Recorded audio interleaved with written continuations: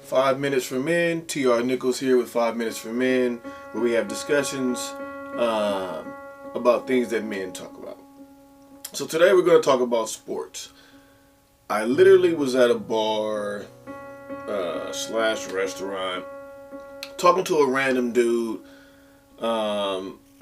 because Ultimate Frisbee was on TV on ESPNU.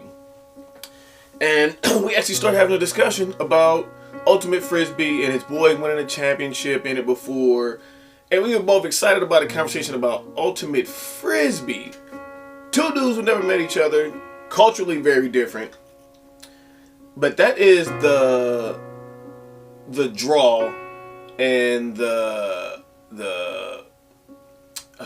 bringing together aspect of what sports can do. Two grown men, totally different backgrounds, having a discussion about Ultimate Frisbee, which led to a discussion about me watching dart championships one day because nothing else was on, and getting caught up in the dart championships. Me, after figuring out what's going on and having played darts enough, I'm rooting for a dude who I have no idea what his name is at this point, and being completely absorbed in that moment and wanting this dude to throw his darts better. So sports, I feel, is something that a lot of men can bond over. And it doesn't, I think it's a lot to do, obviously, with competition. And what I have found is that as we go as men, we love competition. So any form of sports usually can get us reeled into an intense conversation. I had a back and forth with one of my friends in one of our group chats, actually just last night, about a potential boxing match that may come up.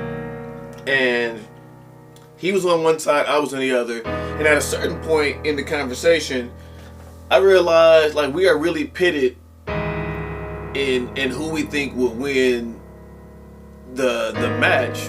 That at this point is not even a real match. Like, nobody has signed anything. We're going on back and forth, and I realized we're talking about something that may not even happen.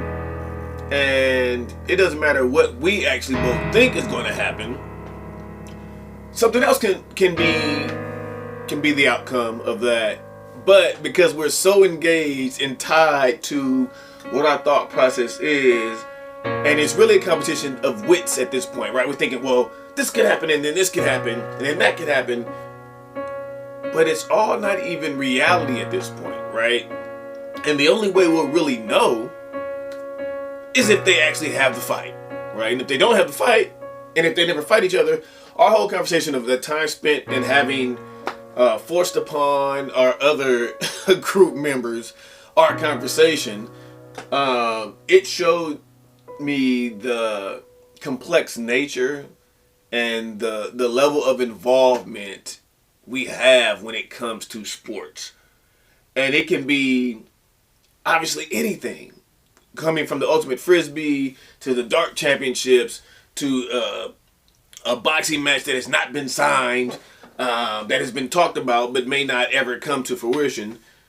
It just shows me the level of intensity that we lock into when it comes to our sports.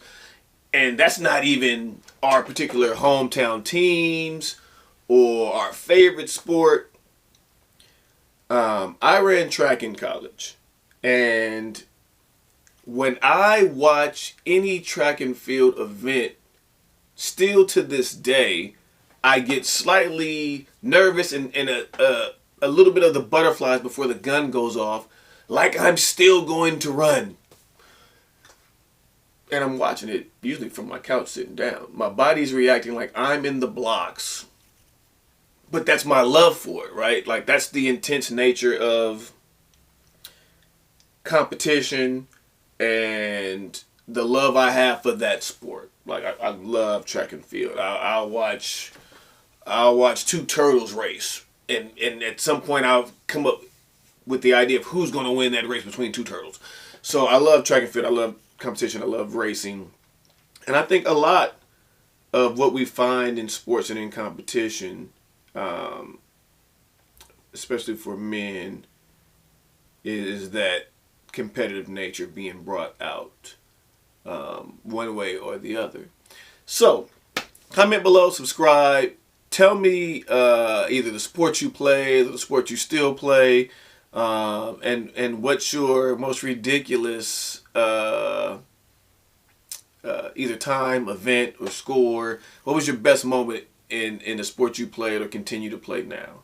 Comment below. 5 minutes for men. TR Nichols here with 5 minutes for men.